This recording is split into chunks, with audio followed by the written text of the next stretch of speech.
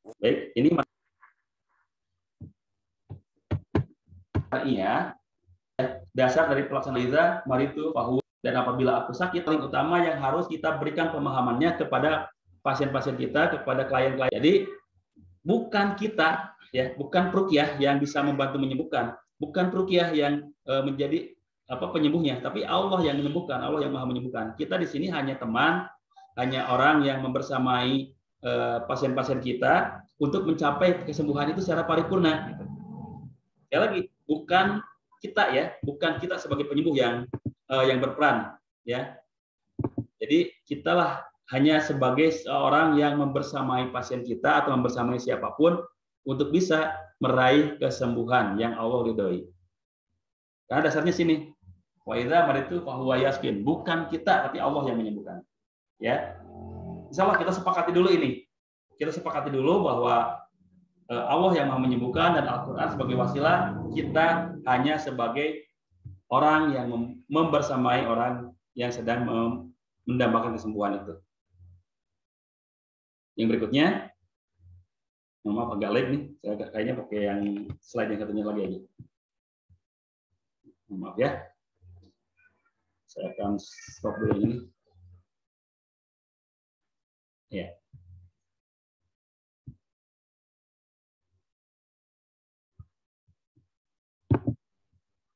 Ya. Tadi ya, dasar utama kita adalah surat Asy-Syu'ara ayat 80. Wa idza maritu fahuwa yaskin. Jadi itu yang perlu kita pahami terlebih dahulu. Berikutnya sekarang saya akan sharing dulu. Oke.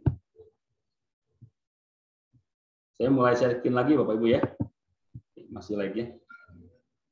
Masih loading untuk mendapatkan materinya.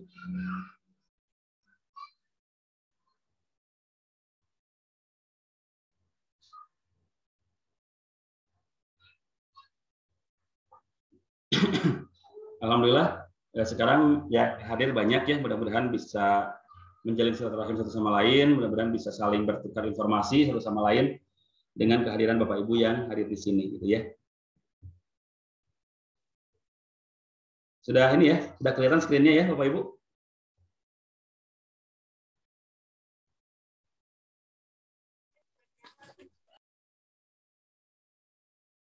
Gimana? Sudah kelihatan screen yang saya bagikan? Sudah, Ustaz. Baik, oke. Kayaknya masih lag juga nih kayaknya.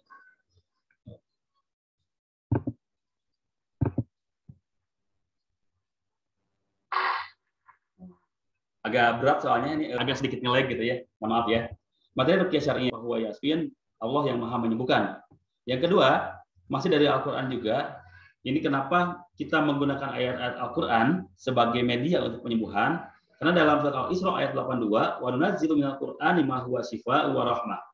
Ma huwa shifaa'un wa rahmatul lil mu'minina wa la yazidu dhalimina illa khasyara. Ini Al-Isra ayat 82 yang menjelaskan bahwa Al-Quran diturunkan menjadi penawar dan rahmat, menjadi sifat dan rahmat bagi orang-orang yang beriman. Nah itulah kenapa makanya kita menggunakan Al-Quran sebagai media penyembuhan.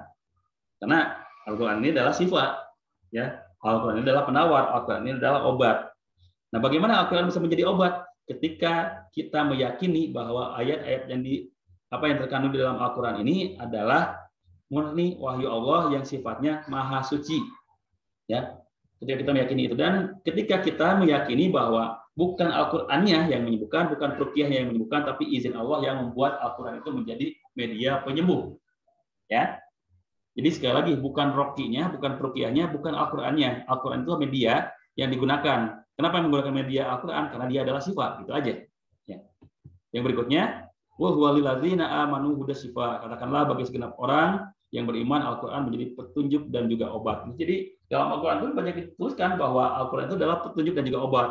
Bahkan di Al-Quran surat Yunus juga disebutkan juga bahwa Al-Quran itu adalah penyembuh gitu ya. Karena kepadamu pelajaran dari Tuhanmu dan penyembuh bagi penyakit-penyakit yang berada di dalam dada. Disebutkan juga penyembuh di surat Yunus ya. Jadi jelas bahwa Al-Quran itu adalah penyembuh. Nah, pertanyaannya sekarang, kenapa ada larangan dalam ruqyah? Kenapa ruqyah itu dilarang?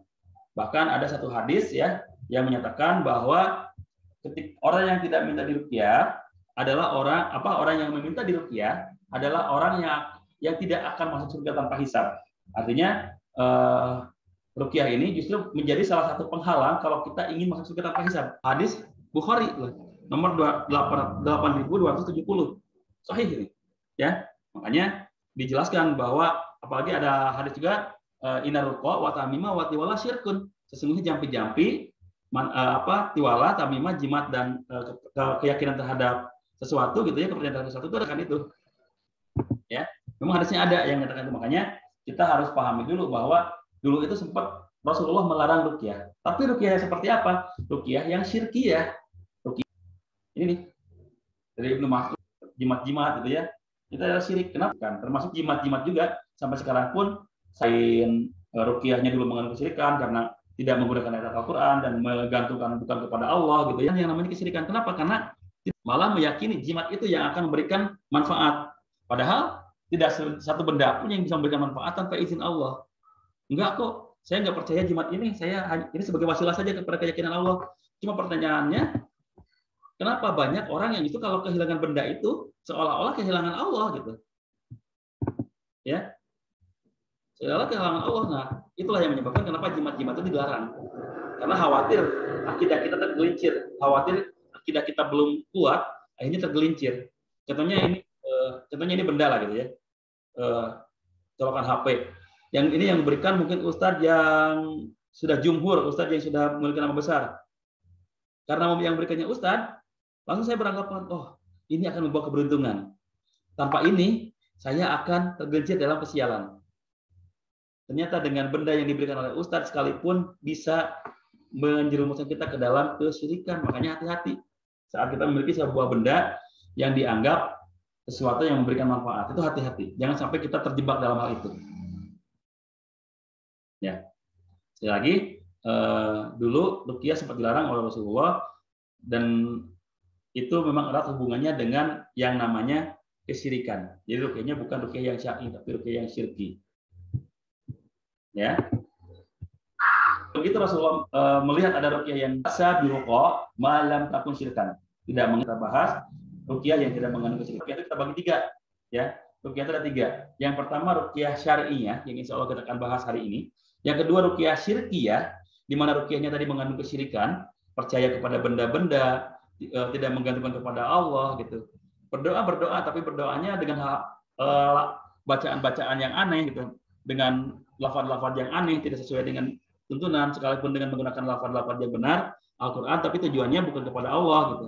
Tapi tujuannya menggantungkan kepada bacaannya. Contohnya, silakan baca ini sebanyak sekian ribu kali, maka kamu akan beruntung dalam usaha contohnya gitu. Nah itu kan akhirnya tidak berdoa kepada Allah tapi mengejar target bacaannya. Nah itu juga bahaya gitu. Sedangkan harusnya kita berdoa itu ikhlas kepada Allah gitu. Allah itu Maha tahu kemampuan kita. Dia tidak harus dengan hitungan yang memberatkan kita gitu sebetulnya. Zikir semakin banyak semakin bagus. Bahkan setiap saat kita harus berzikir. Tapi kalau kita zikirnya punya target, khawatirnya malah kita mengejar target dalam berzikir gitu, bukan mengejar keridhaan Allah gitu. Ya. Sahabat meruqyah dengan cara yang syar'i selama tidak mengandung kesyirikan. Jadi sihri, ruqyah sihriyah atau jampe yang mengandung unsur sihir oleh orang lain itu ruqyah sihriyah. Itu ya, sihir seperti itu. Itu kan kadang-kadang menggunakan ayat Al-Qur'an untuk melakukannya gitu. Tapi karena tujuannya untuk sihir ya Allah melarangnya, tidak diperbolehkan. Makanya hati-hati bagi kita nih, jangan sampai kita terjebak ke dalam ruqyah-ruqyah yang tidak syar'i. Nah, supaya kita tidak terjebak dalam ruqyah yang tidak syar'i, maka kita akan bahas ruqyah yang namanya spiritual movement. Jadi benar-benar kita meruqyah diri sendiri, tidak diruqyah. Karena apa? Ruqyah itu doa, Bapak Ibu. Ya, ruqyah itu doa, dan doa yang paling mustajab adalah doa yang ikhlas. Doa siapa yang ikhlas? Kalau untuk diri kita, saya yakin doa kita sendiri yang ikhlas. Kita nggak mungkin berdoa untuk diri sendiri ada pamrihnya. Kita nggak mungkin berdoa untuk diri sendiri ada keinginan dan imbalannya gitu. Pasti kalau kita berdoa untuk diri sendiri pasti ikhlas. Contohnya tadi ya, ada salah satu rekan kita di Pak Idi ini sudah didoakan oleh kita semua karena beliau lagi kuat enak badan ya, sama-sama kita doakan. Bismillahirrahmanirrahim. Allahumma rabbanas azhibil ba'sa isfi anta syafi la sifaan illa sifauka sifaan la yughadiru saqama. Insyaallah saya pribadi berdoa secara ikhlas kepada untuk Pak Idi supaya Allah menyembuhkan. Oleh karena itu, alangkah lebih baiknya Pak Idi sendiri yang berdoa untuk dirinya. Ya, Allahumma rabbana a'udzubika ba'sa isfi anta syafi la sifaan illa sifauka sifaan la yughadiru saqama. Ya. Penting ya, semakin doa kita semakin besar. Dengan catatan yang lainnya pun yang kebaikan-kebaikan kita ijabah doa kita. Nah, oleh Rasulullah selama tidak mengandung kesyirikan. Rasulullah atau meruqyah meludahnya, kemudian meludahkannya. Dihadiahi sekelompok kambing dan disampaikan kepada Rasulullah. Beliau menyambut dengan menyambut, kenapa kamu tahu bahwa ia Al-Fatihah adalah ruqyah? Kemudian beliau bersabda, sesungguhnya kalian benar. Buatkan untuk satu bagian bersama kalian. Jadi dulu sempat ada pimpinan sebuah kaum yang terkena gigitan ular, dan oleh Sa'id Al-Khudri ini dibacakan Al-Fatihah. Alhamdulillah sembuh, bismillah ya. Kemudian diceritakan kepada Rasulullah. Kemudian Rasulullah bertanya, kenapa kamu tahu kalau Al-Fatihah itu ruqyah? Ya, Sa'id Al-Khudri menjelaskan kepada Rasulullah karena beliau melihat Rasulullah melakukan ruqyah dengan Al-Fatihah, terus meyakini bahwa Al-Fatihah itu adalah surat dari Al-Quran yang pasti berhasiat. Terus kemudian Rasulullah meminta sebagian kambing yang dihadiahkan itu. Ini masih ada perdebatan antara beberapa ulama apakah permintaan Rasulullah itu bercanda atau yang benar gitu. Mungkin seperti kita kan kadang-kadang kalau kita mendengar orang lain dapat hadiah bagi-bagi aduh gitu ya, kadang-kadang bagi-bagi dari sini tidak bisa menjelaskan apakah itu candaan atau bukan. Yang jelas meruqyah. Ya. Dan begitu kita meruqyah dengan Allah, Al-Fatihah ini adalah kalam Allah dan Allah yang ya. Sekali lagi itu diperingatkan, Allah yang memberikan izin kepada pembaca dan bacaannya untuk bisa menjadi penyembuh. Kalaupun kita bacaannya fasih, kalaupun yang membacakannya itu ustadz, ulama gitu ya, tapi kalau Allah belum mengizinkan ya mau dikata gimana lagi gitu. Kita nggak bisa berbuat apa-apa gitu. Ya udah biarin aja gitu. Haknya Allah kok, selama kita tidak salah dalam melakukan ruqyahnya gitu. Dan juga sama ya, pada masa jahiliyah aku pernah melakukan penjampian, lalu aku berkata, wahai Rasulullah, bagaimana pendapatmu mengenai hal tersebut? Lalu diperlihatkan dan sudah diperlihatkan tidak mengapa dengan jam. Dangdutan masuk. Jadi ada jampi juga yang diperbolehkan oleh Rasulullah, yaitu jampi-jampi yang tidak mengandung unsur kesyirikan. Contohnya kalau kita berdoa kepada orang lain gitu ya. Contoh di sinilah tadi Pak Idi yang sudah ngechat gitu ya. Pak Idi semoga lekas sembuh ya, semoga Allah mengijabah doa kita semua agar Pak Idi disembuhkan gitu. Contohnya seperti itu diperbolehkan. Ya. Asalkan tidak jampe-jampe yang aneh-aneh gitu. Si mau aing sih mau datang aing lupa, ternyata seperti itu kan nggak boleh gitu ya. Yang jelas kalau misalkan lagi sakit ya mudah-mudahan walaupun kita tidak membacakan ayat Al-Qur'an ya, walaupun tidak menggunakan bahasa Arab, tapi dengan ya Allah mudah-mudahan saudara kita ini diberikan kesembuhan sehingga beliau bisa menjalankan aktivitasnya secara seperti sedia kala. Itu boleh kalau doanya seperti itu. Doanya dimengerti, doanya memang benar-benar menggantungkan kepada Allah, itu boleh. Ya. Terus yang berikutnya, ini yang kadang-kadang dibacakan juga oleh para peruqyah ya, dibacakan oleh para peruqyah, Bismillahirrahmanirrahim, min kulli yulik, min kulli ainil hasadi, Bismillahirrahmanirrahim. Ya, ini dengan nama Allah, aku meruqyahmu dari segala sesuatu yang menyakitimu, dari kejahatan segala makhluk atau kejahatan mata yang dengki. Allah yang menyembuhkanmu, dengan nama Allah aku meruqyahmu. Jadi ini kalau mau meruqyah boleh menggunakan ini terlebih dahulu. Boleh membacakan ini terlebih dahulu kalau mau meruqyah orang lain ya. Karena di sini sudah menggantungkan hanya kepada Allah. Dengan nama Allah aku meruqyahmu gitu. Tidak dengan apa-apa, tapi dengan nama Allah aku meruqyahmu. Ya. Baik. Yang selanjutnya,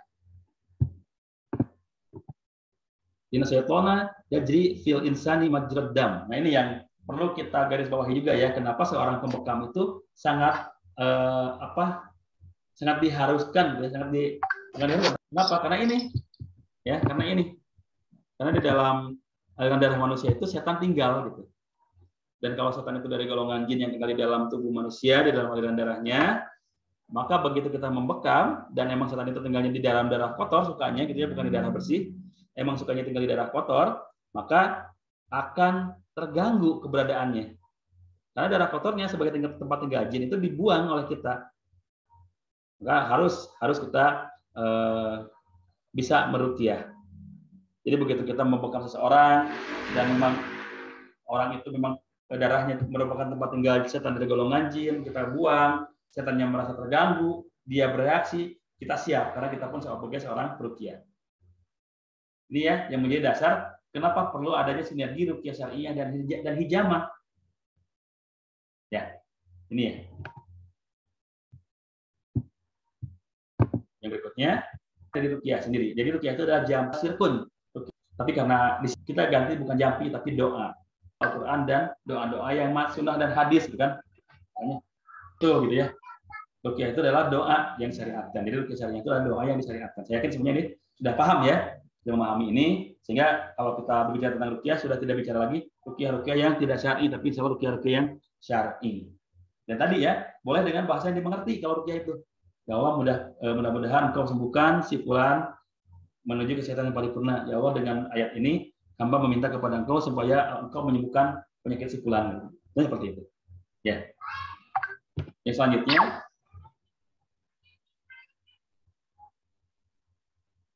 selanjutnya, ya, kita pelajari. Kadang-kadang ada yang bertanya, ayat apa sih yang bisa kita gunakan untuk ruqyah? Kita harus bisa menjawab. Seluruh ayat di Al-Quran bisa dijadikan sebagai ayat ruqyah. Kadang-kadang kan kalau kita melihat contoh kasus gitu ya, kita melihat contoh kasus orang yang ruqyah, kan sebenarnya itu pakai ayat apa sih, surat apa sih gitu. Sebetulnya tidak ada batasan ayat di Al-Quran, tidak ada batasan surat di Al-Quran yang bisa digunakan untuk ruqyah. Semuanya bisa insya Allah. Karena Al-Quran itu bagus membuat kita membatasi. Ini surat ini insya Allah bisa digunakan untuk ruqyah. Cuman ada spesial mengatasi penyakit, kita bacakan ayat ruqyah yang berhubungan dengan kasus karena gangguan sihir. Jadi tidak harus ayat ini, surat ini, ayat ini untuk ini, enggak. Kalau memang kita tahunya misalkan trikul gitu ya, Ikhlas, Al-Falaq, Anas, Mu'awwizatain itu sangat ditakuti oleh bangsa Fatihah saja karena Al-Fatihah itu adalah Ummul Quran yang insya Allah bisa dipakai untuk ruqyah, maka insya Allah kita bisa pakai juga. Ya. Terlebih kalau misalkan ayat Al-Quran itu dihafal, dimengerti dan dipahami maknanya gitu. Ya, contohnya tadi saya paham ayat ini menjelaskan tentang gangguan sihir. Maka kalau ada orang-orang yang kena gangguan sihir, saya bacakan ini. Saya paham kalau ayat ini adalah ayat-ayat yang berhubungan dengan gangguan jin. Maka kalau ada orang yang kena gangguan jin, saya akan bacakan ini. Itu lebih bagus lagi kalau seperti itu. Ya. Jadi tidak ada kekhususan ayat A, ayat B, ayat C gitu ya. Cuman memang kebiasaan kita kalau meruqyah itu pertama kita menggunakan Al-Fatihah. Kenapa Al-Fatihah? Karena Al-Fatihah itu Ummul Quran yang memang semua aktivitas kita terutama sholat itu diawali oleh Al-Fatihah. Atau ada juga Mu'awwizatain. Kenapa? Karena Rasulullah mencontohkan ya sebelum tidur membacakan trikul, diucapkan ke seluruh tubuh, gitu ya, ditiupkan ke tangan, diucapkan ke seluruh tubuh karena memang dicontohkan oleh Rasulullah. Dan ayat kursi memang juga dicontohkan juga oleh Rasulullah. Tapi bukan berarti ayat yang lain tidak bisa gitu. Ayat yang lain insya Allah bisa. Selama kita paham maknanya, mengerti, insya Allah akan lebih maksimal hasilnya. Contohnya, saya pernah meruqyah orang yang kena gangguan sihir, maka saya bacakan Al-Baqarah 102. Karena di dalam Al-Baqarah 102 itu menjelaskan bahwa sihir itu bukan perbuatan Nabi Sulaiman, tapi merupakan perbuatan bangsa jin gitu. Ya, mereka takut dengan bacaan ayat Al-Quran tentang sihir. Serta aja videonya contoh-contoh bangsa jin yang. Nah, sini akan kita pelajari presentasi dari hasil ruqyah ya. Kadang-kadang kita ruqyah itu bergantung kepada tekniknya. Teknik ruqyah seperti ini, bacaan ruqyah harus seperti ini gitu. Tapi kita lupa keikhlasan. Karena bagaimanapun seperti tadi saya bilang, seorang akan bisa sembuh dengan doa kalau doanya ikhlas. Kalau kita doanya tidak ikhlas, ya tidak akan bisa membantu proses penyembuhan gitu. Contohnya karena kita terpaksa gitu, karena dia saudara kita, karena dia datang ke tempat kita ingin ruqyah, karena dia bayar untuk diruqyah, ya keikhlasan kita kan tidak terjamin, maka kesembuhan pun tidak terjamin juga gitu. Karena ini kita punya teknik bermacam-macam teknik ruqyah. Ada yang menggunakan usapan, tiupan, tepukan, ya. Ada yang menggunakan yang saya sebut misalkan spiritual movement gitu. Itu potensi keberhasilannya, potensi kesembuhannya cuma 10% kepada pasien-pasien kita gitu. Ya. Teknik apapun gitu ya. Ada yang dengan teknik jari tauhid gitu ya, yang sering ditunjukkan oleh beberapa ruqyah gitu. Ada yang teknik usapan, tepukan. Ya itu boleh-boleh saja. Boleh-boleh saja selama itu tidak mengurangi esensi dari keikhlasan kita gitu. Ya. Jadi kita dengan teknik berbagai macam teknik pun potensi kesembuhannya hanya 10% loh. Tapi kalau kita punya bacaan yang fasih, bacaan yang bagus gitu ya. Ya, adalah peningkatan sekitar 25%. Kita bisa membantu proses penyembuhan. Tapi kalau kita ikhlas dalam membacakannya, walaupun misalkan tidak terlalu fasih dalam membacanya, tekniknya biasa-biasa saja, hanya membacakan ayat Al-Quran saja. Tapi kalau kita ikhlas, maka potensi penyembuhannya itu bisa lebih maksimal. Ya, potensi kesembuhannya bisa lebih maksimal. Makanya seorang peruqyah itu memang dituntut keikhlasannya itu harus 100%.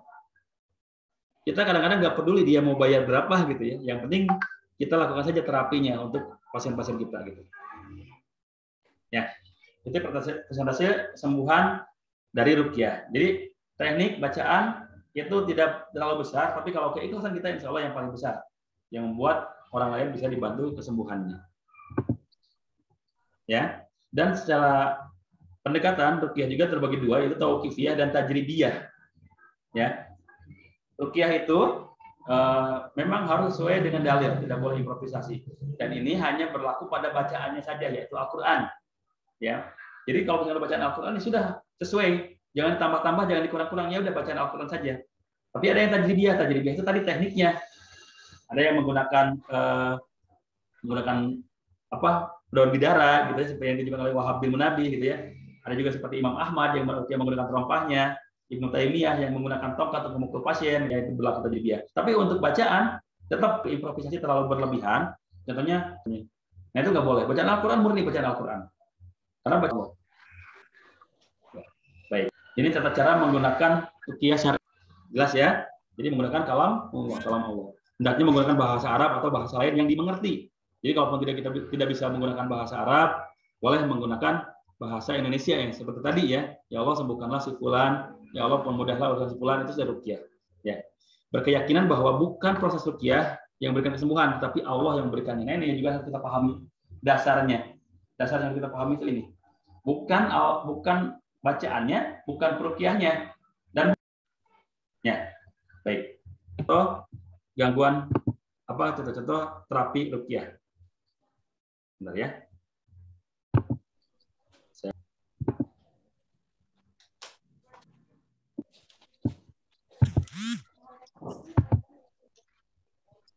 Sebentar ini. Ya.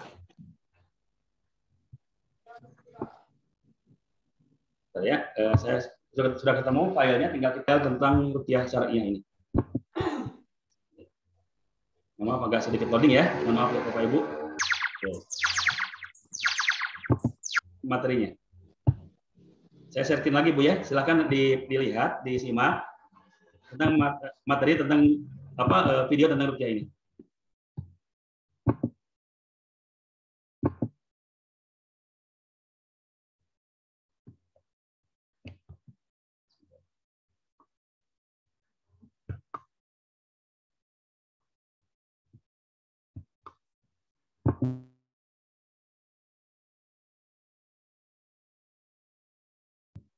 Ya, sebentar Ibu ya, masih agak lag,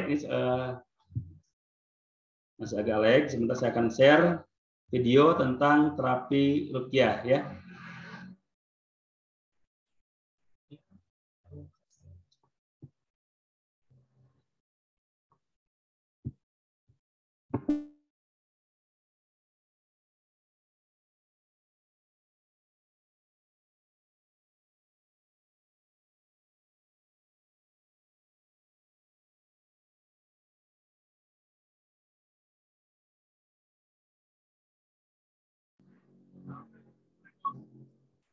Bentar ya, ini masih agak lag nih di sini di bagaimana gangguan jin.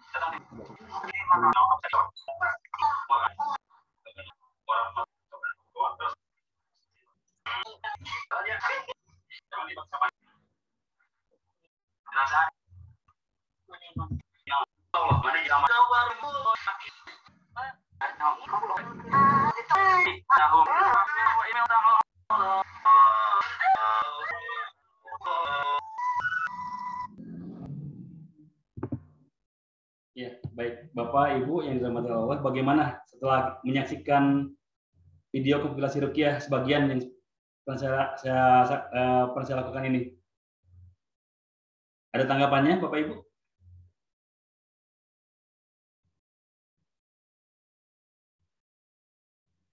Atau mungkin saya minta tanggapannya, video tadi dilihat jelas nggak, Bu?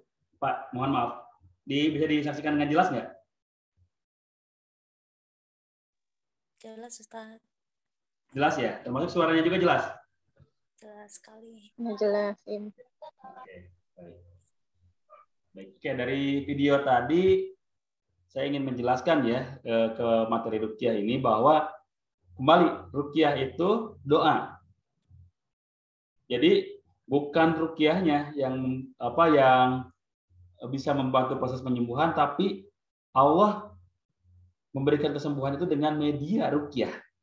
Sekali lagi ya, bukan prosesnya, bukan peruqyahnya, bukan bacaannya. Baik itu peruqyahnya, baik itu prosesnya, itu bacaannya, hanya wasilah saja. Ya, hanya wasilah saja. Itu yang perlu kita garis bawahi terlebih dahulu. Yang kedua, ternyata gangguan jin itu macam-macam, Bapak Ibu. Gangguan jin itu macam-macam. Ada yang gangguan pelet, gangguan memang disukai bangsa jin karena memang ada akibat kesalahan dirinya yang mungkin pernah bersekutu dengan bangsa jin. Contohnya tadi ya, saya ceritakan sedikit aja. Yang begitu diruqyah gangguannya dia menjadi seperti monyet. Jadi mungkin yang dilihat oleh Bapak Ibu, begitu diruqyah dia menjadi seperti monyet. Kenapa bisa demikian? Setelah saya selidiki, setelah saya tanya, setelah saya terus kejar pertanyaan kepada yang bersangkutan, ternyata beliau ini adalah seorang pedagang di pasar yang dulunya pernah punya keinginan supaya dagangannya laku. Akhirnya beliau mendatangi seorang ustadz katanya. Mendatangi seorang ustadz, wallahu alam di mana saya kurang tahu juga. Mendatangi seorang ustadz dan kata ustadz tersebut, ya kalau dagangannya pengen laku kamu harus lincah. Gimana harus lincah gitu, harus bisa bergerak cepat, harus bisa menarik konsumen itu benar-benar gerakannya cepat gitu, aksi cepat gitu. Supaya konsumen itu nyaman berbelanja kepada kamu karena dilayaninya secara cepat gitu. Ada seperti itu. Terus gimana Ustaz gitu, supaya saya bisa lincah katanya. Silakan kamu pegang ini katanya, dikasihlah. Tulisan Arab, Bu, ya. Tulisan Arab, disuruh disimpan di dompetnya, jangan sampai kebawa ke kamar mandi katanya gitu. Ternyata setelah itu apa yang terjadi? Memang dia seolah-olah seperti wah gerakannya cepat lincah gitu. Tapi ternyata lincahnya itu bukan dirinya, tapi jin yang ada yang masuk ke dalam tubuhnya. Makanya pas begitu diruqyah tadi reaksinya seperti apa? Seperti monyet. Nah itu yang sangat kita takutkan gitu. Jangan sampai kita mengalami hal seperti itu. Nauzubillah min dzalik. Ada juga tadi ya jin yang mengaku Cina gitu. Walau alam itu beneran Cina atau bukan? Karena bahasanya bahasa Cina apa itu? Ya kita juga nggak tahu ya jin Cina mana itu. Tapi ya dengan bacaan ayat Al-Quran ternyata jinnya keluar dan alhamdulillah beliau sadar dan begitu ditanya sampai sekarang alhamdulillah tidak lagi mengalami gangguan gitu. Ada juga tadi jin yang begitu diperdengarkan kumandang azan merasa terganggu. Nah makanya waktu kemarin ada seorang menteri yang mengatakan kumandang azan itu mengganggu disamakan dengan gonggongan anjing, mungkin harus diruqyah dengan itu, ya harus diruqyah dengan kumandang azan juga. Siapa tahu ada jin yang nggak suka mendengarkan mendengarkan kumandang azan sehingga disamakan dengan gonggongan anjing. Nauzubillah min dzalik ya. Itu ya. Jadi video yang tadi saya share itu merupakan contoh-contoh reaksi dari ruqyah. Tapi ingat Bapak Ibu, yang bereaksi itu justru jumlahnya lebih sedikit dibanding yang tidak. Seperti tadi saya bilang pada tayangan Trans 7 saja, yang di-shoot itu hanya yang reaksi saja. Contohnya kalau dengan 100 orang ruqyah massal, yang reaksi cuma 1 orang, itu yang di-shoot itu. Padahal yang lain tidak reaksi. Kenapa? Karena di situ ada nilai rating, ada nilai jumlah penayangan. Semakin orang melihat orang kesurupan itu, semakin senang. Karena orang Indonesia itu lebih masih kuat pemahaman kliniknya. Jadi kalau misalkan ada orang yang kesurupan tuh senang pada ngeliatin. Kalau saya aja kalau misalkan ada kejadian yang kesurupan, saya kan membina sebuah SMK ya di sini ya untuk kegiatan rohisnya. Begitu ada kesurupan, orang-orang itu langsung datang ke rumah saya ke klinik. Pak, tolong, ada yang kesurupan di sekolah. Pak, tolong di SMK ada yang kesurupan. Saya bilang ke anak-anak, ya sudah, antum aja yang ruqyah gitu. Wah, nggak bisa, Pak. Kenapa nggak bisa? Kan sudah saya ajarkan, belum berani, belum pede. Oke lah. Kalau alasannya seperti itu, mungkin karena ya semua juga perlu jam terbang ya. Saya juga dulu waktu pertama kali terjun ke dunia ruqyah, melihat orang yang kesurupan tuh tegang juga gitu. Tapi alhamdulillah setelah bertahun-tahun ya tahu juga cara mengatasi orang-orang yang kesurupan. Pas begitu saya datang ke sekolah, ke SMK, wah, udah di kerumunan itu sama siswa-siswa di sana. Dilihatin semuanya pada ngeliatin. Ya, karena memang sifat orang Indonesia itu seperti itu. Kalau yang berbau klinik, kalau yang berbau mistis, itu pada seneng. Ya, makanya begitu ada yang kesurupan langsung menjadi pusat perhatian. Sama kayak Trans 7 juga gitu. Ngelihat yang kesurupan itu di-shoot. Karena apa? Semakin dia nge-shoot itu, semakin banyak yang nonton. Makanya saya bilang, yang reaksi itu, apalagi yang reaksi sampai kesurupan, itu sebetulnya jumlahnya minim. Tidak terlalu banyak.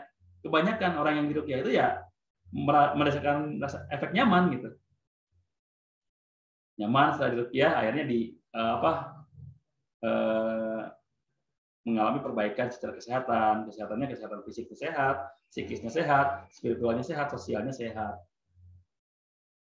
Jadi sekali lagi yang kesurupan seperti tadi itu minim dan itu memang hanya terjadi kepada kasus-kasus tertentu yang memang mungkin orang-orangnya mengalami gangguan yang cukup ekstrim. Kalau gangguan-gangguan yang minimal ya, memang kita juga semuanya berpotensi kena gangguan jin. Saya yakin semuanya berpotensi karena setan dari golongan jin pasti ingin menjauhkan kita dari ketaatan kepada Allah.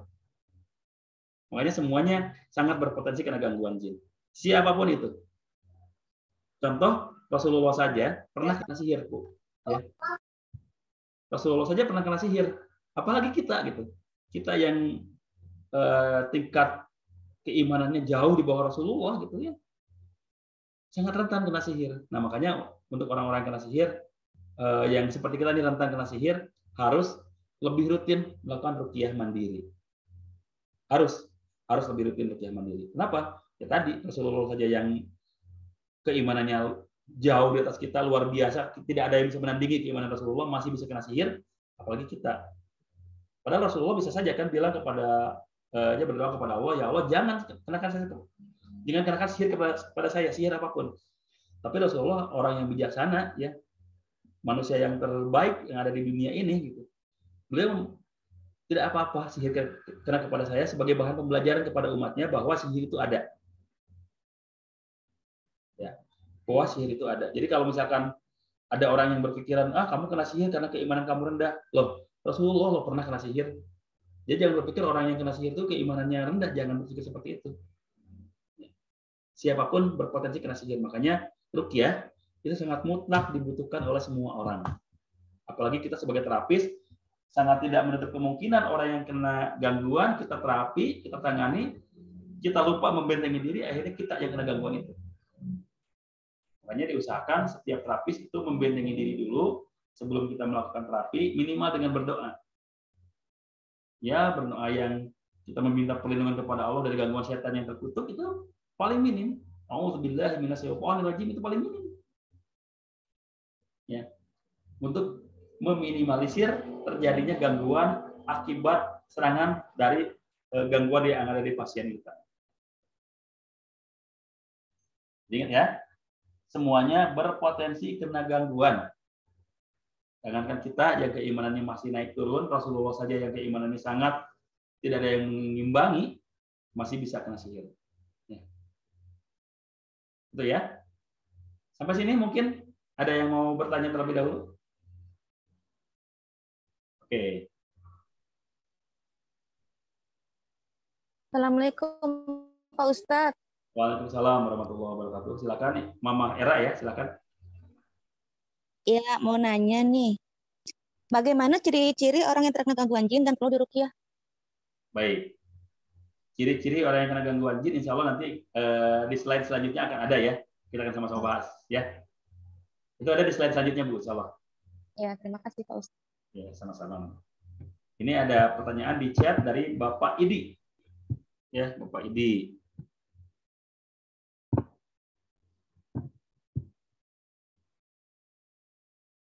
Oke, sebentar saya perbesar dulu ya supaya gampang bacanya.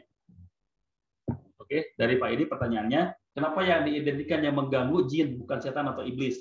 Di Al-Quran Allah perintahkan tidaklah kami ciptakan jin dan manusia untuk beribadah. Oke, begini Pak Idi, kenapa yang diidentikan adalah jin, bukan iblis? Karena iblis itu adalah bapak moyangnya jin. Sementara setan, ya, setan itu memang makhluk Allah gitu, makhluk Allah, ya. Dan itu yang memang yang mengganggu itu adalah setan dari golongan jin, ya. Yang diidentikan itu seperti itu. Jadi bukan iblis ya, bukan iblis. Tapi kalau iblis itu memang hanya bapak moyangnya jin. Jadi memang udah rajanya bisa dibilang. Nah, sementara di Al-Quran Allah perintahkan jin dan manusia untuk beribadah ya. Wa ma khalaqul jinna wal insa illa liya'budun. Memang, tapi perlu kita ketahui juga Pak Edi. Manusia diciptakan untuk beribadah, tapi berapa banyak manusia yang tidak mau beribadah? Manusia diciptakan untuk taat kepada Allah, tapi berapa banyak manusia yang tidak taat? Tidak perlu ke orang lain lah gitu. Ketaatan kita pun sebetulnya masih banyak diragukan, masih banyak perlu diperbaiki gitu ketaatan kita. Ya. Makanya sama jin juga gitu, setan dari golongan jin juga seperti itu. Jadi iblis itu bapak moyangnya setan, dan setan itu ada yang memang tujuannya memang mengganggu gitu. Tapi kalau jin itu ada yang kafir dan ada yang mukmin. Tapi kalau jinnya dalam bentuk setan, maka sudah pasti dia akan mengganggu. Tidaknya mengganggu kaum kita supaya tidak melakukan ketaatan kepada Allah, tidak khusyuk dalam beribadah. Ya.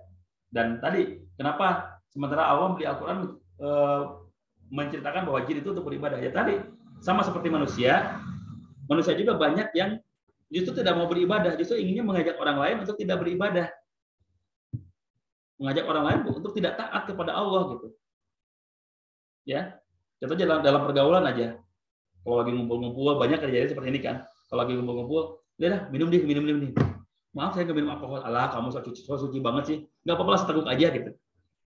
Sama jin juga seperti itu. Setan dari golongan jin juga seperti itu ya. Jadi kadang-kadang hanya mengajak seperti sedikit-sedikit dulu supaya orang tuh nggak nyaman dalam beribadah, nggak khusyuk dalam beribadah. Sehingga akhirnya dia terperosok ke dalam jurang kemusyrikan, terperosok ke dalam jurang ketidakpatuhan kepada Allah gitu. Itu seperti manusia juga pada dasarnya. Ya. Makanya dan kenapa setan itu pasti akan mengganggu manusia karena memang sudah deklarasi dari iblis. Iblis sudah mendeklarasikan bahwa akan menjerumuskan anak cucu Adam supaya menemani mereka di neraka nantinya. Karena dia sudah tahu iblis sudah tahu pasti akan ditempatkan di neraka oleh Allah gitu. Makanya dia nggak mau sendirian.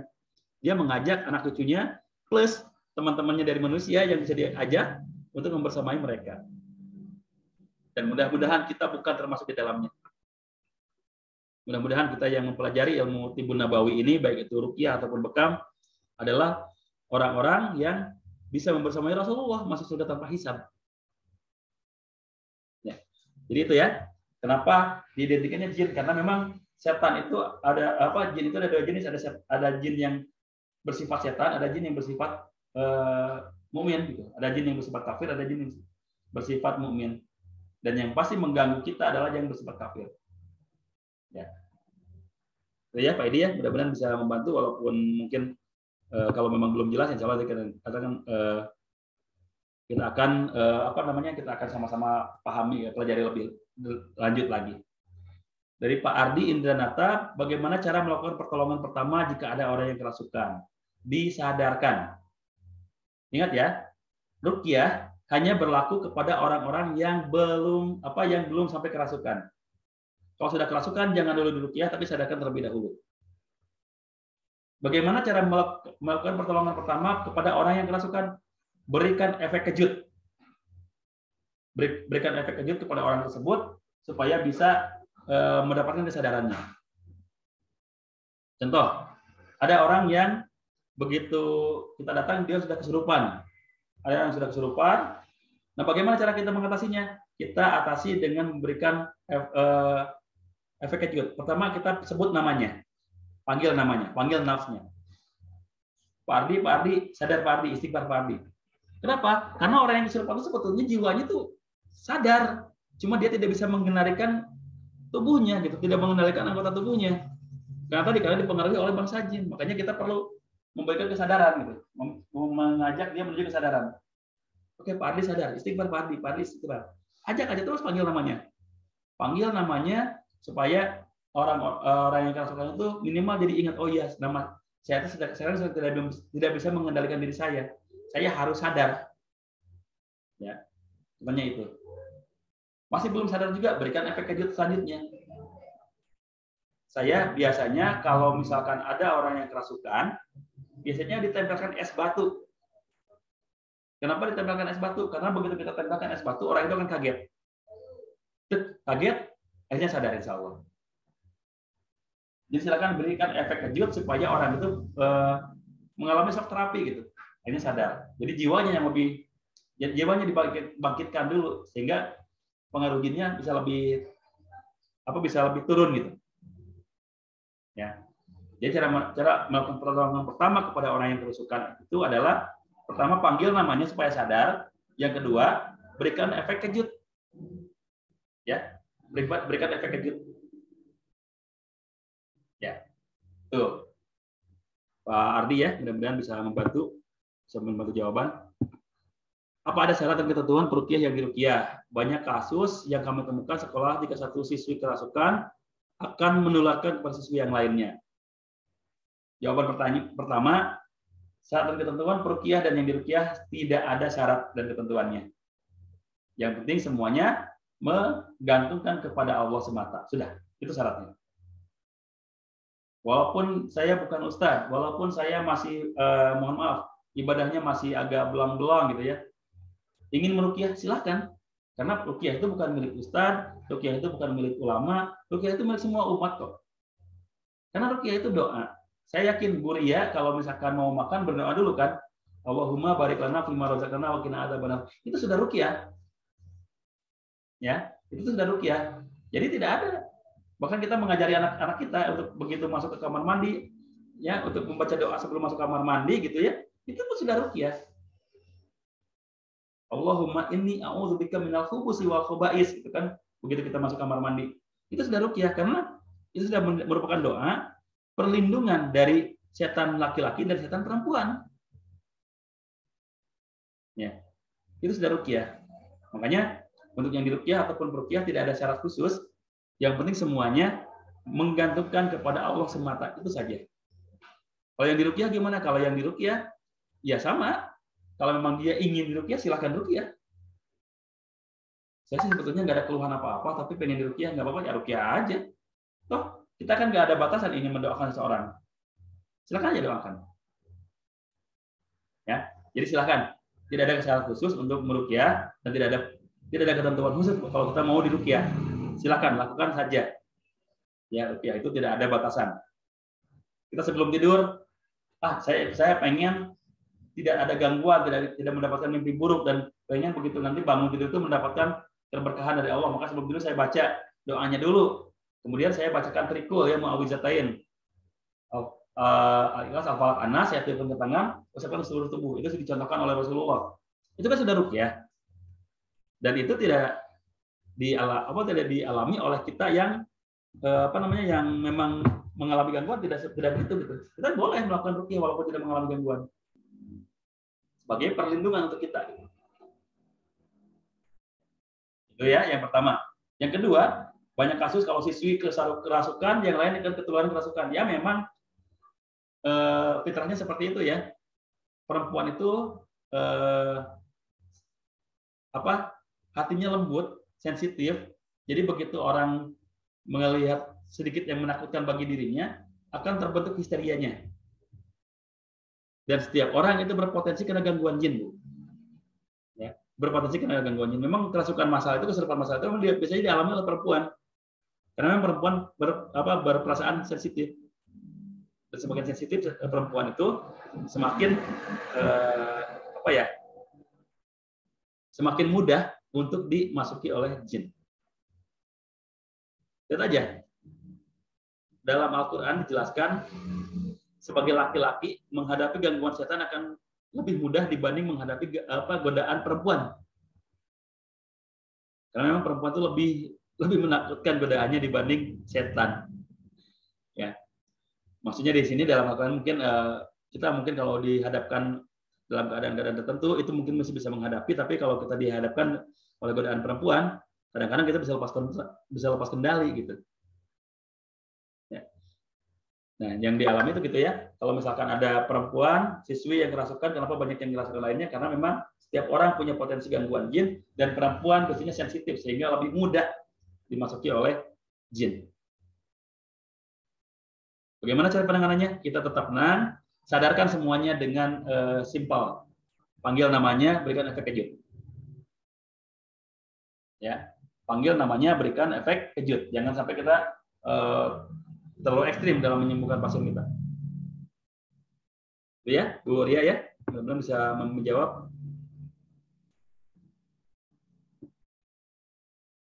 Izin tanya, apakah bacaan ayat untuk ruqyah pasien yang terkena jin semua sama, apa beda-beda? Bu Yuli ya, Bu Yuli, seperti tadi saya bilang, seluruh ayat di Al-Quran itu bisa digunakan untuk meruqyah. Tapi kalau memang kita mengetahui maknanya ayat pahami artinya, itu lebih bagus. Contohnya kalau kita membacakan ayat tentang sihir kepada orang-orang yang kena gangguan sihir, itu akan lebih mustajab. Kalau kita ingin mendakwahi jin supaya jin itu keluar dari tubuh seseorang karena kita ancam dengan gambaran neraka, kita bacakan ayat-ayat tentang neraka, tentang siksa, itu akan lebih mustajab. Terus misalkan ada orang yang disukai oleh bangsa jin, kita bacakan ayat-ayat tentang surga. Kita perlihatkan bahwa di surga itu ada bidadari. Kita perlihatkan bahwa di surga itu banyak kenikmatan. Bacakan ayat tentang surga, maka itu akan lebih mustajab. Jadi tidak ada kekhususan, ya. Silakan mau ayat yang mana saja, yang minimal kita paham, yang minimal kita ngerti gitu. Oh saya sih ngertinya Al-Fatihah. Karena di Al-Fatihah itu adalah ayat yang meminta petunjuk kepada Allah untuk ditunjukkan jalan yang benar gitu. Ya sudah, pakai Al-Fatihah pun nggak jadi masalah, silakan aja. Ya. Jadi silakan lakukan saja pembacaan ayat Al-Quran itu boleh dengan ayat yang mana saja, selama tidak mengandalkan ayatnya, tapi benar-benar ayat ini ada sebagai doa kepada Allah, gitu aja. Oke, Bu Yuli ya. Terus dari Pak Idi, gangguan jin, sihir atau ain, dari ketiga itu yang lebih kuat atau yang ganas yang mana? Sebetulnya sama-sama sih ya, gangguan jin, sihir dan ain pun sama-sama bisa menyebabkan kematian. Rasulullah sendiri begitu kena sihir, ternyata dengan itu beliau bisa menemui ajalnya gitu. Ketika beliau mendapatkan sakit akibat sihir. Tapi dalam satu hadis, semua penyakit bisa diobati kecuali tua dan ain. Itu ada yang seperti itu. Jadi antara sihir dan ain memang sama-sama ganas, cuman perbedaannya kalau sihir itu memang berasal dari dari kedengkian seseorang, kezaliman seseorang. Sementara kalau ain kadang-kadang berasal dari dari kekaguman seseorang juga gitu. Nah kadang-kadang itu yang susah membedakan. Kalau kita kena sihir, begitu diruqyah, jinnya berkata bahwa ya saya dikirim oleh si A, si B, si C karena kamu pernah menyakiti hatinya, sekarang dia sakit hati, akhirnya dia menyihir saya. Dia menyuruh saya untuk menyihir kamu. Tapi kalau ain itu susah. Karena ain itu kadang-kadang dari hal seperti ini aja. Kita punya anak kita dipuji oleh orang lain. Wih, anaknya ganteng banget. Terus kita lupa, tidak mengucapkan alhamdulillah, tidak mengucapkan masya Allah, tidak mengucapkan barakallah. Itu bisa terjadi potensi ain. Tiba-tiba anaknya jadi sakit-sakitan, bahkan bisa mendapatkan kelainan. Nauzubillah min dzalik, bisa menjadi mendapatkan kematian juga. Ya. Dari keduanya, baik itu sihir ataupun ain, itu sama-sama bisa mengantarkan kita menuju ajal, ya, dari ketiganya. Tapi kalau ain itu karena karena susah gitu ya menemukan penyebabnya, itu susah juga untuk mendapatkan kesembuhannya gitu. Ya. Ini dari mana sih, siapa yang melempar ainnya gitu? Karena mungkin kita banyak dikagumi orang-orang, kita tidak mengucapkan doa perlindungan begitu kita mendapatkan pengaguman dari orang-orang, akhirnya kena gangguan ain. Ya. Jadi sekali lagi, dua-duanya baik itu sihir ataupun ain sama-sama berbahaya, tapi untuk sumber ain lebih susah ditelusuri gitu. Makanya hati-hati dengan ain. Begitu kita posting anak kita, posting diri kita, begitu ada yang memuji, langsung ucapkan barakallah, langsung ucapkan alhamdulillah. Ya. Karena pujian itu hanya datang dari Allah.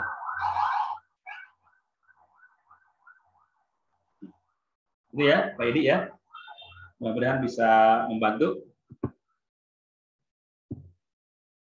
Yang berikutnya dari Bu Ria, apakah faktor psikis bisa menyebabkan kerasukan? Sangat bisa, Bu. Karena psikis kita yang lemah, psikis kita yang lagi gangguan, itu sangat rentan akan diganggu oleh jin. Sangat rentan sekali gangguan oleh jin. Ya. Penempelan es batu di bagian mana? Bagian mana saja, Bu, yang penting bisa memberikan efek kejut. Boleh di pipinya, boleh di tangannya, yang penting begitu kita tempelkan, orang yang kesurupan itu langsung terkejut gitu. Jadi boleh di mana saja. Ya, silakan. Yang penting tidak menyakiti juga gitu. Es batunya sekarung dipukulkan, ya jangan. Ya, cukup berikan tempelkan saja supaya bisa memberikan efek kejut. Ya. Baik. Pertanyaan sudah selesai, sudah terjawab semua, mudah-mudahan memuaskan jawabannya. Kalaupun belum, ya insya Allah kita akan diskusikan nantinya ya. Selanjutnya saya akan share screen lagi tentang tadi ada pertanyaan tentang gangguan, ciri-ciri gangguan sihir, gangguan sihir ya, gangguan jin ataupun gangguan ain.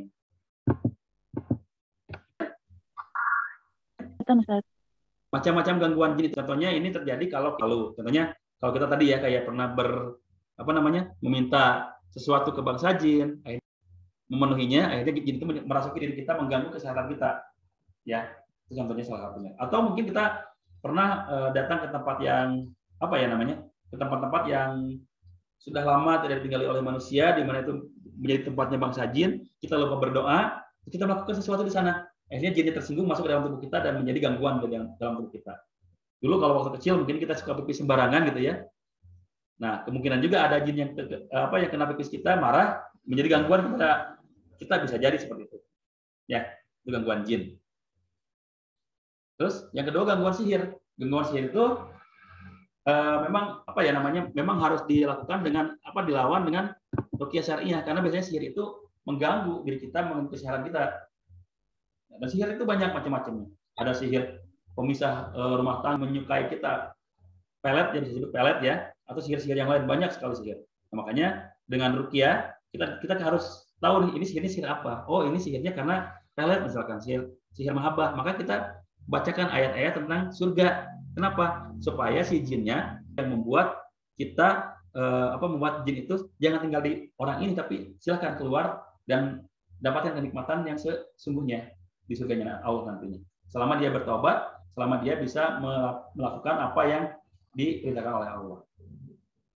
Kalau ain itu tadi ya, ain itu kadang-kadang bisa dari bisa dari kedengkian seseorang, atau bisa kamu pintar banget, kamu ganteng banget, kamu cantik banget, anaknya lucu banget.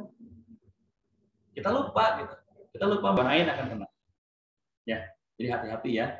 Gangguan ain itu samar sekali ya. Jadi seolah-olah kita tidak terkena gangguan, padahal kena gangguan. Kalau ain ya. Yang berikutnya, cara terapi apapun diagnosa itu penting. Ya, yang kedua proses yang meruqyahnya, yang ketiga konseling. Jadi 3 tahapan ini harus kita lakukan pada saat ruqyah. Yang pertama diagnosa terlebih dahulu. Ini sumbernya dari mana? Gangguannya apa? Kalau misalnya ada yang sakit, sakitnya sebelah mana? Apakah benar sakitnya ini karena gangguan jin atau bukan? Kita tahu dulu itu. Oke, setelah kita ketahui ini sakitnya memang karena gangguan jin, kita ruqyah. Ruqyahnya pun kita sesuaikan dengan hasil diagnosa kita. Oh, ini gangguannya gangguan sihir, maka kita bacakan ayat-ayat pembatal sihir. Oh, ini gangguannya akibat gangguan jin, maka kita bacakan ayat-ayat yang menasehati jin-jin supaya pergi dari tubuh orang yang kita ruqyah ini. Oh, ini orangnya terkena gangguan ain, maka kita bacakan ayat-ayat yang berhubungan dengan ain. Apa saja? Boleh yang mana saja. Seperti tadi saya bilang ya, boleh yang mana saja. Tidak ada ayat khusus, tidak ada aturan khusus.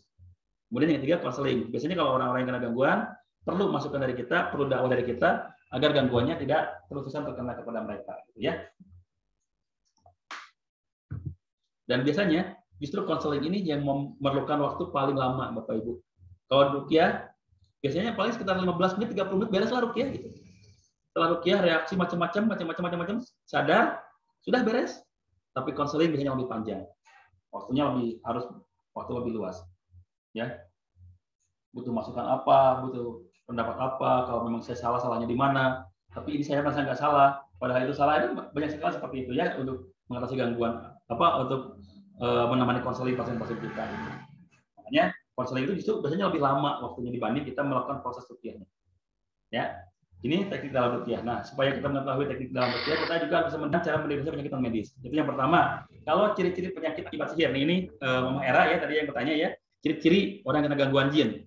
Akibat sihir, pertama terjadi perubahan kesehatan secara drastis.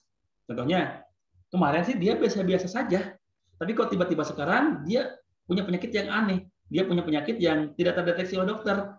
Nah, itu adalah ciri-ciri kalau dia kena sihir. Jadi sakit itu tanpa gejala. Beda kalau kita udah mau flu nih, udah minimal udah terasa nih, aduh badan kayaknya udah nggak enak, kepala udah mulai pusing, tenggorokan udah mulai susah buat nelen. Itu biasanya sudah mulai ada gangguan, kesehatan. Tapi ada gejalanya. Itu biasanya bukan karena gangguan jin, tapi memang bukan karena gangguan sihir, tapi memang jelas itu gangguan fisik gitu, kesehatan fisik. Tapi kalau misalkan kemarin biasa-biasa aja, terus nggak ada gejala penyakit juga, tiba-tiba besoknya sakit dan sakitnya itu kelihatan banget. Contohnya tiba-tiba sakitnya itu langsung besar perutnya gitu. Nah itu bisa jadi karena gangguan sihir. Nggak ada gejala sebetulnya, dia nggak mengalami sakit perut dulu gitu, nggak mengalami mulas dulu, kok tiba-tiba perutnya membesar. Nah itu juga bisa diakibatkan oleh gangguan sihir. Contohnya dulu ada kasus Supiyati ya kalau nggak salah yang ditangani oleh Ustadz Fadlan Abu Yasir, maaf. Beliau salah satu peruqyah nasional, ketua ARSI ya, pembina ARSI, Asosiasi Ruqyah Syariah. Dulu pernah menangani kasusnya Supiyati. Diperiksa oleh dokter tidak ditemukan penyakit, tapi begitu di ronsen ada benda-benda aneh di perutnya. Ya, ada benda-benda aneh di perutnya. Contohnya ada kayak paku, kawat dan sebagainya. Ya dokter, penanganannya tetap harus operasi. Ya karena bertemu dengan Ustadz Fadlan, ya akhirnya diruqyah oleh Ustadz Fadlan dan qadarullah keluar. Ya alhamdulillah bismillah keluar yang ada di perutnya itu dengan sendirinya, dan itu jelas karena ada gangguan sihir. Ya. Jadi untuk ciri-ciri gangguan sihir itu terjadi perubahan kesehatan secara drastis, penyakitnya tidak terdeteksi. Kalau yang tadi kayak Supiyati itu terdeteksi ya, kelihatan ada deteksi. Tidak ketahuan. Ini penyakitnya apa ya? Di ronsen nggak ada apa-apa, di USG nggak ada apa-apa, tapi kok sakit gitu. Nah, juga hati-hati bisa jadi akibat gangguan sihir. Dan penyakitnya terlihat jelas. Contohnya tadi ya, ada benjolan tiba-tiba yang muncul gitu. Kalau sebelumnya nggak ada apa-apa, tiba-tiba sekarang ada benjolan. Ini juga saya pernah menangani seorang akhwat ya yang masih muda. Awalnya beberapa hari yang lalu dia tuh mukanya bersih, cantik kelihatan. Tapi setelah beberapa hari kemudian mukanya rusak. Banyak sekali jerawatnya, banyak nanahnya, banyak bisulnya gitu ya di mukanya itu. Diruqyah bereaksi ekstrim dan langsung si jin itu mengatakan bahwa dia disihir. Saya bilang, siapa yang nyihir? Si fulan. Kenapa si fulan nyihir? Karena si fulan pernah menyukai akhwat ini, tapi akhwat ini menolaknya dan terlalu kasar, sehingga si fulan sakit hati. Nah, jadi kepada akhwat-akhwat nih ya, hati-hati kalau misalnya ada yang menyukai, bukan berarti kita tidak boleh menolak karena itu hak kita, tapi dalam menolak kita gunakan bahasa yang santun, bahasa yang kamu terlalu baik, kalau kamu dengan preman gitu, contohnya seperti itu. Kadang ada juga ucapan kita yang menyakiti orang lain, akhirnya orang lain menjadi tersinggung dan membuat kita terkena sihir. Jadi mengaku taubat dan keluar dan mau mengakhiri gangguannya, alhamdulillah setelah ketemu lagi sudah normal lagi wajahnya, alhamdulillah. Dan terjadi perubahan emosi yang drastis mengiringi penyakitnya tersebut. Jadi kalau misalkan dia asalnya baik-baik aja, dia malah jadi berubah drastis. Pernah kasus juga, asalnya dia nurut ke orang tuanya. Apa yang dibilang orang tua dia ikuti aja. Tapi beberapa ngelawan terus ke orang tuanya. Apalagi kalau orang tuanya menyebut nama si fulan, dia seolah-olah membela terus ke si fulan. Ternyata si fulan yang memelet si perempuan ini supaya dia suka ke laki-laki itu. Jadi apapun yang dibilang oleh orang lain, selama itu menyinggung si fulan, wah akan dibutuhkan oleh jin yang bersekutu supaya menjauh. Ya. Terus sakitnya hanya terjadi di tempat tergantung buhulnya. Contohnya kalau misalkan ada yang namanya sihir itu kayak dulu vudu ya, kalau di luar negeri itu vudu yang foto ditempel jarum, tusuk-tusuk jarum atau boneka tusuk-tusuk jarum. Nah, maka sakitnya itu di situ. Ya. Kayaknya seperti itu. Itu hati-hati ya, sakitnya sakit. Nah, kalau yang diuntukkan untuk pelet, kayaknya mau tidak mau harus suka gitu. Ya. Dan di mimpi juga sering memimpikan sesosok makhluk yang biasanya berwarna hitam. Jadi kalau untuk orang-orang yang terkena gangguan sihir, biasanya kalau mimpi itu ditemui makhluk yang berwarna hitam. Kenapa? Karena biasanya jin-jin yang berwarna hitam itulah yang menjadi sumber sihir kita. Dan tertentu seperti jin tidak suka. Ya. Jadi kalau kita sakitnya bertambah parah saat melakukan aktivitas tertentu seperti sholat dan tilawah. Jadi kalau misalkan kita lebih mendekatkan diri kepada Allah dengan meningkatkan ibadah, malah sering diganggu gitu ya. Pusing, sakit, bagian tubuh tertentu. Nah, itu juga hati-hati. Itu mungkin gangguan jin yang sedang mengganggu kita. Yang berikutnya, cepat merasa ngantuk atau bahkan sulit tidur. Jadi kalau ngantuk-ngantukan banget, ya. Kalau pelor banget gitu. Kalau sulit tidur sama sekali. Bahkan semalaman nggak tidur juga bisa juga dia. Ada sampai pernah saya punya pasien yang terkena gangguan jin 3 hari 3 malam nggak tidur. Kenapa bisa? Ya karena yang mendiaminya bukan nafsnya, bukan kalbunya, bukan jiwanya secara utuh, tapi yang mendiaminya jin. Nah, jin itu kan nggak perlu tidur, ya. Jin itu nggak perlu tidur, makanya dia sampai 3 hari 3 malam nggak tidur, kuat dia.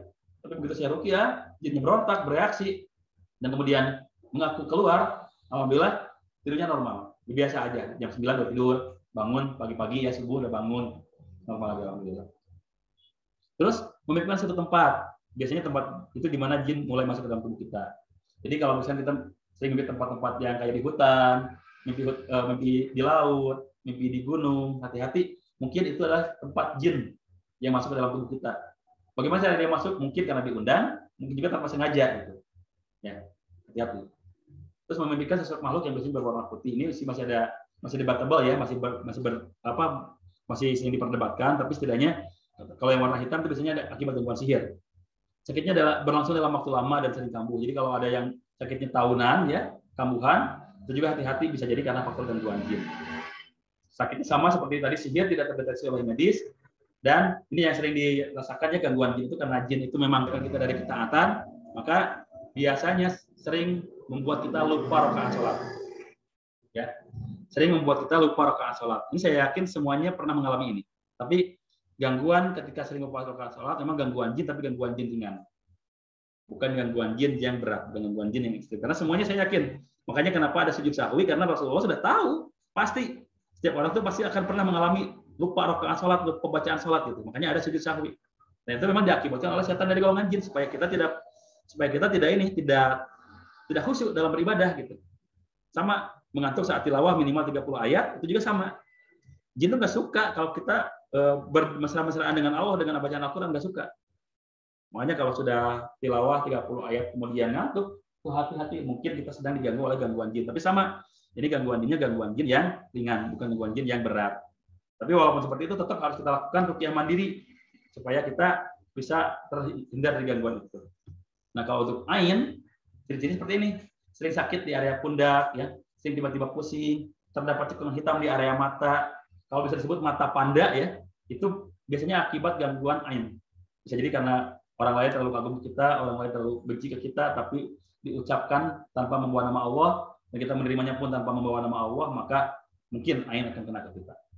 Kulit terasa panas dan berwarna kekuningan, sering disertai beser, sakitnya terasa tiba-tiba, emosi tidak stabil, sering menangis tanpa keluar air mata. Biasanya terjadi pada anak kecil. Nah ini ya, kalau kita punya bayi ini, tengah malam tiba-tiba terbangun, nangis, tapi nangisnya nggak keluar air mata, itu khawatir karena gangguan jin akibat ain. Ya, hati-hati. Soalnya anak kecil itu sangat rentan terkena gangguan ain. Kita bawa keluar aja, ya. Kita bawa keluar rumah, kita pangku si anak kita, bayi kita. Saya yakin pasti akan banyak orang yang bilang, ih bayinya lucu, ih ganteng banget, ih cantik banget. Terus kalau bayi kita melakukan sedikit aktivitas saja, ih pintar banget ya, gitu. Dan kita menerimanya tanpa melibatkan Allah. Apalagi kalau kita melibatkan kesombongan kita, ya iyalah anak siapa dulu gitu. Ya udah, potensi ain akan sering kena. Nah, kenapa saya jarang sekali mengupload anak saya ke media sosial. Kalau sering anak saya tidak bilang, saya tidak dengar, pelempar aing. Nah, itu khawatir juga saya media sosial. Masih bayi, apalagi kalau malam-malam nangis, harus kita ruqyah. Ya, harus kita ruqyah. Selanjutnya, silakan Bapak Ibu, apa yang dilihat? Hitam. Titik hitam. Nah, apalagi?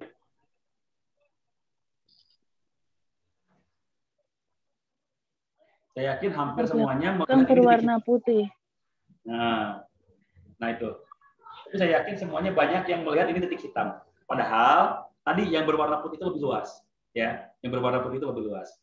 Kenapa? Karena memang sifat manusia itu kadang-kadang seperti itu. Kita lebih cenderung melihat kejelekan orang lain.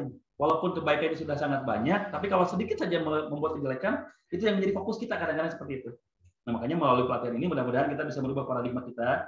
Kalau memang ada seseorang yang berbuat kesalahan, supaya kita tidak menjadi pelempar ain, supaya kita tidak menjadi penyebab gangguan sihir gitu ya, maka kita tetap cari 1001 alasan kebaikan orang tersebut, ya, cari 1001 alasan untuk kebaikan orang tersebut. Jadi jangan sampai kita melihat kejelekannya saja, karena itu berbahaya kalau kita melihat kejelekannya saja, ya, berbahaya. Harus kita lihat juga ada kebaikan-kebaikan tuh di orang tersebut, bahkan lebih banyak biasanya kebaikan orang tersebut itu, ya. Jadi mudah-mudahan melalui pelatihan ini kita bisa mengambil hikmah bahwa setiap orang itu memang pasti akan punya kesalahan, tapi coba lihat 1001 alasan kita untuk berprasangka baik kepada orang lain. Nah, di sini saya akan mulai masuk ke materi spiritual movement, ya, spiritual movement. Tapi sebetulnya ada yang ngechat, suaranya tidak terdengar. Oh, mohon maaf, mungkin sinyal ya, karena di yang lain alhamdulillah terdengar. Baik, yang berikutnya kita akan masuk ke spiritual movement, terapi ruqyah syariah yang saya kemas ya dengan nama yang sedikit agak berbeda dibanding yang lain. Bukan berarti saya membuat metode baru dalam ruqyah ya, bukan berarti sama, karena memang ini pun saya ambil dari metode-metode yang para asatidz, para ulama di zaman dulu buat gitu. Saya hanya mengemasnya saja supaya kita lebih lebih familiar namanya gitu. Ya. Ada yang menamakan tazkiyatun nafs kan ada yang menamakan muhasabah qalbu ada juga gitu ya. Saya menamakan spiritual movement. Kenapa? Karena keutamaan dari keberhasilan ruqyah atau indikator dari keberhasilan ruqyah adalah spiritual kita yang bergerak, ya, jiwa atau qalbu kita yang bergerak ke arah yang lebih baik. Contoh, sebelum di ruqyah kita malas beribadah, setelah di ruqyah kita menjadi rajin beribadah, itu berarti spiritual movement-nya bagus bergerak. Contoh juga kalau misalkan sebelum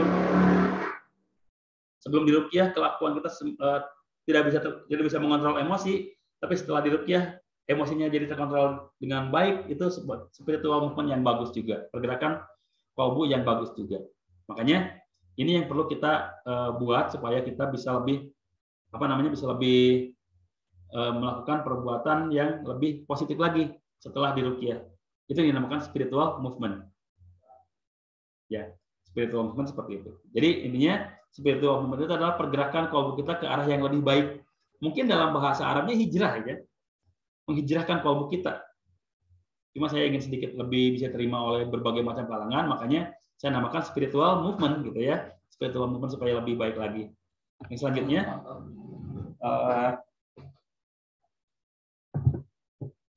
selanjutnya kita akan bahas bagaimana cara spiritual movement itu dilaksanakan ya.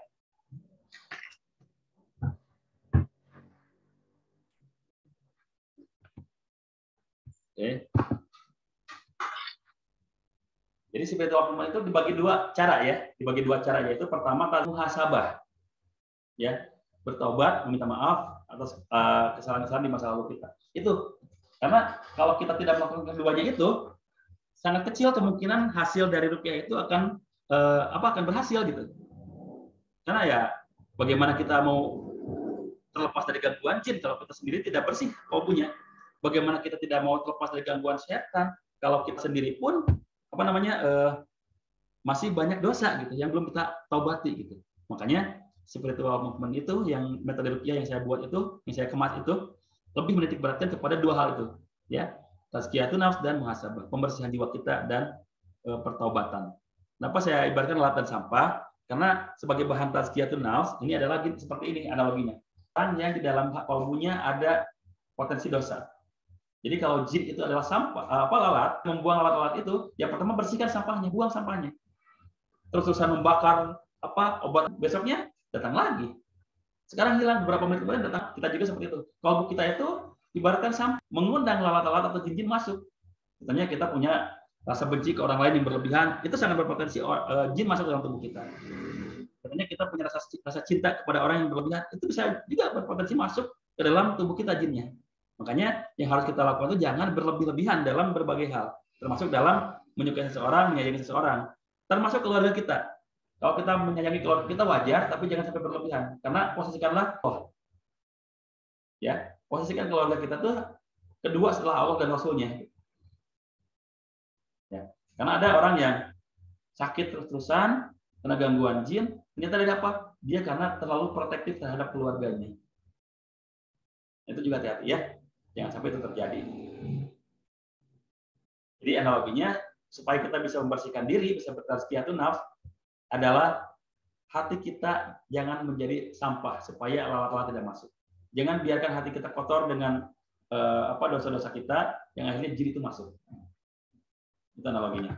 Yang berikutnya sama tikus dan lumbung padi. Jadi kalau ada tikus di lumbung padi kita, bukan lumbung padi kita yang dibakar, tapi lumbung padi kita dibersihkan supaya tikus-tikus itu nggak bisa masuk. Mungkin lubangnya ditutup, mungkin ditata ulang supaya padi kita lebih rapi gitu ya, sehingga tidak berpotensi masuknya tikus. Bukan karena ini ada jinnya nih di dalam jiwa si fulan, sudah kita bakar saja, kita hancurkan saja. Ya jangan, ya. Karena saya pernah mengalami gitu ya, punya teman peruqyah yang mengatasi orang yang kena gangguan pelet, ya, orang yang kena gangguan bukan pelet, tapi orang yang di pelet dan sekarang sudah menikah katanya gitu, pengakuannya seperti itu. Apa yang terjadi?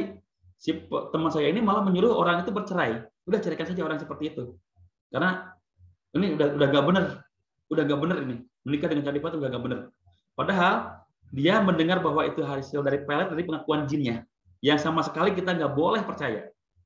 Ya, sama. Kalau ada seperti gangguan seperti itu, harus kita telusuri, benar atau enggak. Kalaupun memang benar dan sekarang sudah menikah, berarti Allah mengizinkan. Ya, berarti Allah mengizinkan. Yang perlu diperbaiki itu ya tinggal sikapnya aja gitu. Bukan berarti nanti rumah tangganya yang dihancurkan, jangan. Gitu.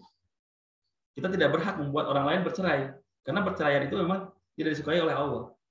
Ya itu memang yang hanya disukai oleh bangsa setan. Jadi kalau kita justru malah menyuruh orang lain bercerai, karena ini menikahnya karena pelet, ya itu tetap kita salah juga gitu. Kalaupun iya, pasti Allah akan menunjukkan jalannya supaya hubungannya terpisah gitu. Itu bukan urusan kita. Nah, jadi spiritual movement itu tadi ya, kembali ke materi. Pertama kita diagnosa terlebih dahulu. Ini ternyata gangguannya kerja membuat di terapi ruqyah dengan spiritual movement. Yang pertama kita tetap diagnosa dulu. Ini penyebabnya apa? Gangguan jin kah? Gangguan sihir kah? Gangguan ain kah? Setelah diketahui, oh ini akibat gangguan jin, oh ini gangguan sihir, oh ini gangguan ain. Maka tetap yang harus kita lakukan adalah membuat dia mentazkiyah nafsnya. Tazkiyatun nafsnya harus kita lakukan. Bersihkan dengan memperbanyak istighfar, memperbanyak zikir kepada Allah supaya hatinya bersih kembali gitu. Tikus-tikus sudah nggak masuk lagi, lalat-lalat sudah nggak masuk lagi. Setelah itu lakukan muhasabah, minta maaf kepada Allah. Mungkin gangguan jin yang pernah datang kepada kita itu akibat dosa-dosa kita, maka mintalah maaf kepada Allah dengan memperbanyak istighfar. Setelah itu syarat taubat itu kan pertama akui kesalahan kita, kedua sesali, dan yang ketiga jangan diulangi. Oh iya saya salah, saya minta maaf dan saya tidak akan mengulangi. Nah itu yang namanya taubatan nasuha gitu. Jadi itu ya spiritual movement itu setelah diagnosa, tazkiyah, muhasabah. Lalu setelah kita muhasabah, minta maaf kepada Allah, kita ruqyah mandiri untuk mencegah supaya tidak ada lagi datang gangguan masuk ke dalam tubuh kita. Ya. Dan cara melakukan ruqyah mandiri itu adalah dengan cara seperti ini. Ya, dengan cara melakukan sholat berjamaah rutin setiap waktu, terutama untuk ikhwan di masjid itu harus melakukan sholat berjamaah. Yang kedua, perbanyak tilawah. Yang ketiga, saum sunnah. Yang keempat, jaga wudhu. Yang kelima, zikir pagi petang, zikir al-maksurat ya. Dan yang kelima, jangan lupa sedekah. Yang keenam, jangan lupa sedekah. ini adalah bagian dari kita ruqyah mandiri. Ruqyah mandiri sendiri itu seperti ini. Kita membacakan ayat Al-Qur'an yang ditujukan untuk meruqyah diri kita untuk menghindari gangguan jin, gangguan sihir masuk ke dalam tubuh kita. Tapi setelah itu amalan-amalan ini yang harus kita lakukan. Karena kalau kita hanya meniupkan bacaan-bacaan ayat Al-Qur'an kita tapi tidak melakukan amalan-amalan ini, ya potensi gangguan jin akan terkena juga gitu. Ya. Jadi sholat berjamaah usahakan. Kenapa kita harus sholat berjamaah? Karena jin itu sangat menyukai ya orang-orang yang terpisah dari jamaahnya. Seperti serigala. Serigala itu akan mengejar mangsanya yang terlepas dari jamaahnya, yang terlepas dari rombongannya. Itu yang akan dikejar terus-terusan. Sama jin juga, setan juga akan mengejar orang-orang yang melepaskan diri dari jamaah. Makanya jangan menyepelekan sholat berjamaah. Semakin kita rutin sholat berjamaah, semakin kecil gangguan jin akan kena ke kita. Contohnya aja, kalau kita sholat sendiri itu akan lebih sering kita lupa rakaat. Tapi kalau kita sholat berjamaah, saya rasa jarang sekali kita lupa rakaat. Kalau kita lupa rakaat, ada yang mengingatkan. Kalau kita lupa bacaan, ada yang mengingatkan. Makanya dengan sholat berjamaah itu memperkecil potensi jin masuk ke dalam tubuh kita, mengganggu ibadah kita. Dengan tilawah sama, karena tilawah tadinya adalah, karena bacaan-bacaan Al-Quran tadi adalah tilawah lebih sering, maka semakin kecil jin akan masuk ke dalam lapar, jin itu akan semakin sulit masuk bentengan. Karena apa? Setan itu dia yang paling bagus untuk melindungi diri kita adalah dan ada proses untuk menjadikan baca al-ma'surat, zikir al-ma'surat pasti di waktu fajar, maka kita akan terhitung siapa yang membacakan ayat kursi yang malam dari gangguan setan.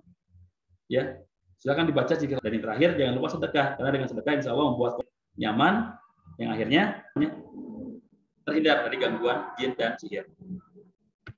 Ya, reaksi-reaksi yang diakibatkan oleh gangguan jin. Kalau akibat sihir biasanya memang sihir sedang merasuki pikirannya. Ya, berontaknya luar biasa gitu. Bahkan dia sampai susah dikendalikan jin yang sedang mengendalikan tubuhnya. Jin yang mempengaruhi pikirannya. Karena ada sihir. Kalau untuk gangguan jin kadang-kadang dia masih bisa pikirannya diajak ngobrol nyambung. Dia bergerak sendiri. Nah, itu kalau untuk gangguan jin. Jadi kadang-kadang tidak keserupannya secara parsial saja, sebagian saja. Ya. Tapi kalau untuk gangguan ain kadang-kadang tidak bereaksi. Ya, tidak bereaksi tubuh ya tiba-tiba terasa sakit. Contohnya tadi dibacakan ayat Al-Qur'an, itu mungkin akibat ain. Ya, karena yang ada di pikirannya itu sudah jin. Tapi kalau ada gangguan jin, karena kita sendiri bisa melawan, hanya bagian-bagian tubuh tertentu saja yang kadang-kadang susah digerakkan, susah dikendalikan reaksi apa-apa pada saat itu. Tapi dari ketiganya itu, yang perlu kita lakukan adalah perbaikan diri. Karena itu bisa kita hindari. Ya. Baik, itu untuk materi tentang kita akan lakukan ruqyah massal. Jadi setelah dulu kita akan lakukan ruqyah massal. Sekarang kita break dulu karena mungkin untuk Indonesia bagian tengah dan timur sudah masuk waktu zuhur sekarang. Di sini pun kita sedang bersiap-siap untuk persiapan sholat zuhur ya. Jadi insya Allah nanti setelah zuhur kita akan lanjutkan dengan diagnosa non medis, ya diagnosa psikologis maksudnya. Dan yang kedua dengan ruqyah massal. Tapi sebelumnya barangkali ada yang mau bertanya silakan sebelum ditutup di sesi pertama ini.